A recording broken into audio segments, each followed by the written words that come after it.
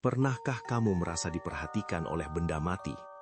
Bukan sekedar perasaan lewat, tapi sebuah tatapan tajam yang membuat bulu kudukmu berdiri tegak, seolah ada sepasang mata tak kasat mata yang mengikuti setiap gerak-gerikmu di dalam ruangan yang sunyi.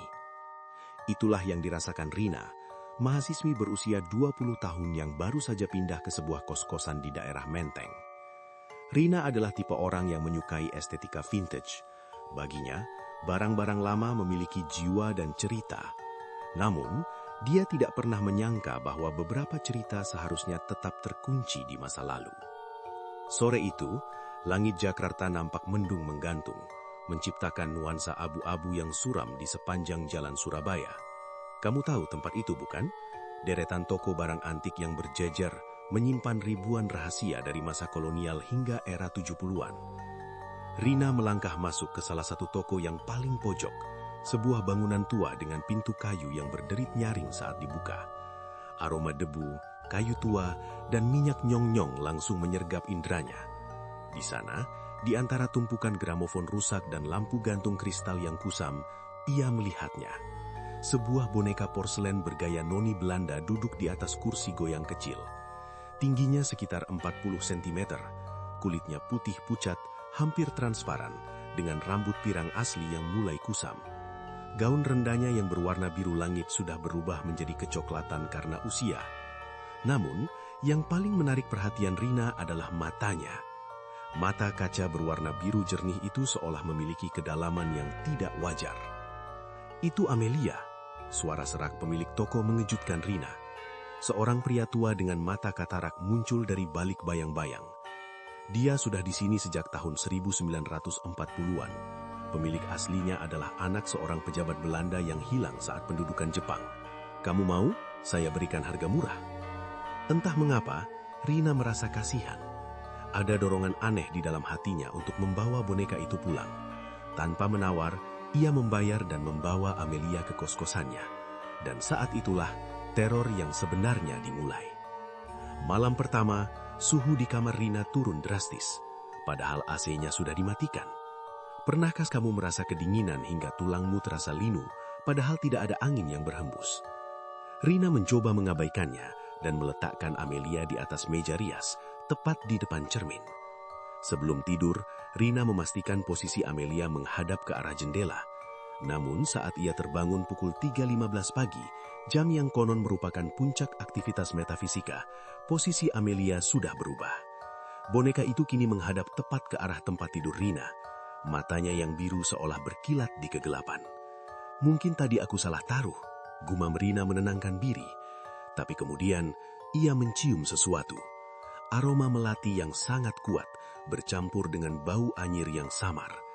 Bau itu bukan berasal dari luar, tapi seolah keluar dari pori-pori kulit porselen Amelia.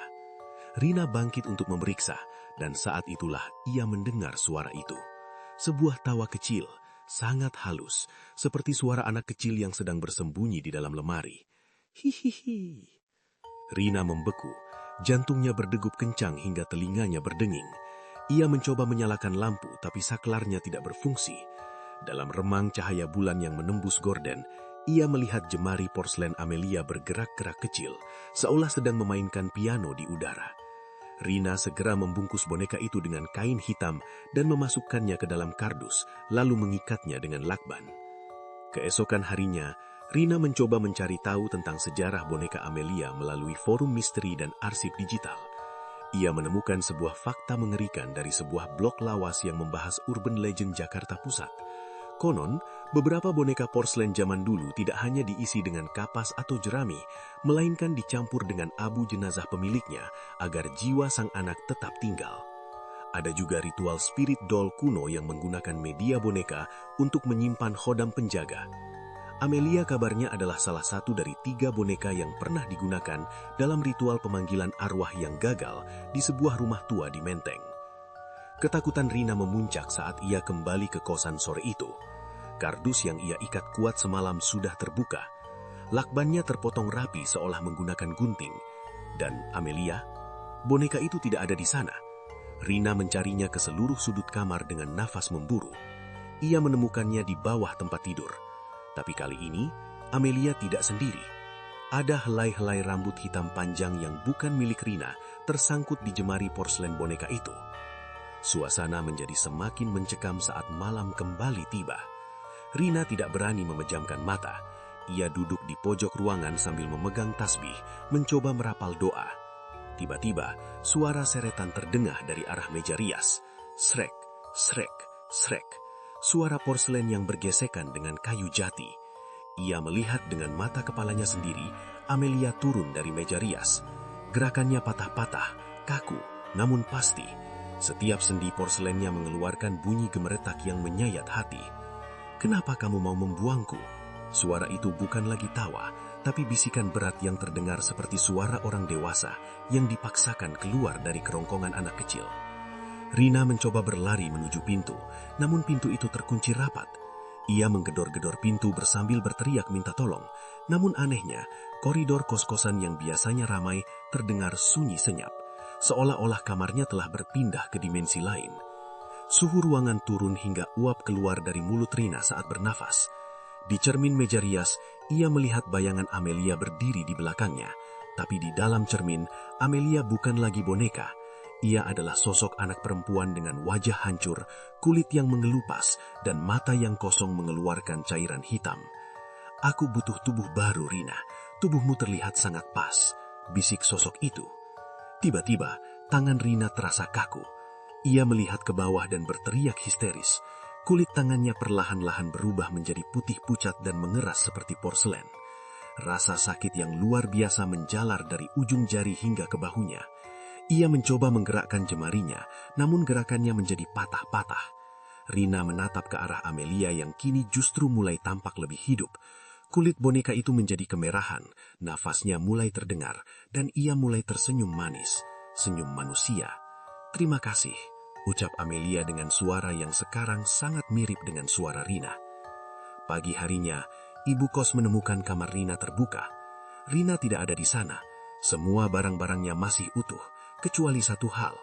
Di atas meja rias, duduk sebuah boneka porselen baru.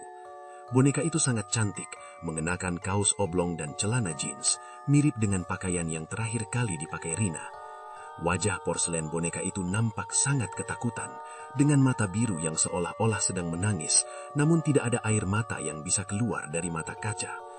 "Dan jika kamu pergi ke toko antik di Jalan Surabaya hari ini, mungkin kamu akan menemukan seorang pria tua yang menawarkan sebuah boneka baru dengan harga murah.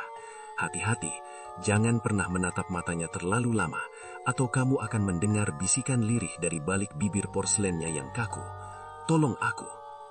Apakah kamu masih yakin benda-benda di sekitarmu itu benar-benar mati? Ataukah mereka hanya sedang menunggu giliran untuk bertukar tempat denganmu?